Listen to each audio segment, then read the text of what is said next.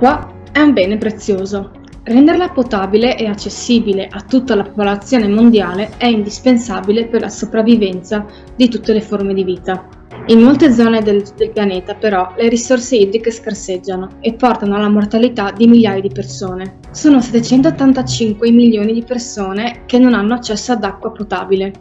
Ogni giorno circa 1000 bambini muoiono a causa di malattie prevenibili legate all'acqua e all'igiene e ben 2,4 miliardi di persone non hanno accesso a servizi igienici di base. Più dell'80% delle acque di scarico prodotte da attività umane è riversata in fiumi o mari senza sistemi di depurazione. Nei paesi sviluppati ci sono problematiche legate all'uso giornaliero e alla distribuzione dell'acqua. In Italia, per esempio, il 29% delle famiglie non beve acqua da rubinetto e l'8,6% lamenta una irregolarità nella erogazione di acqua, in particolare al centro e al mezzogiorno. Cosa possiamo fare? Sostituire vecchie toilet o rubinetti, così da ridurre il flusso e il consumo di acqua.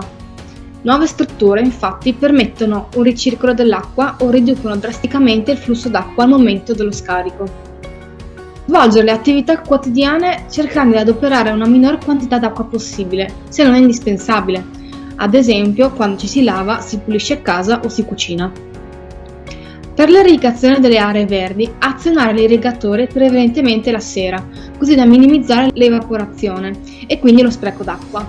Installare sistemi di depurazione.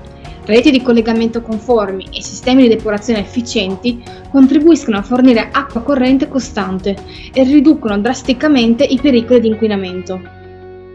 Per approfondire queste e altre tematiche sulla sostenibilità, iscriviti al corso di base sullo sviluppo sostenibile di UniUd.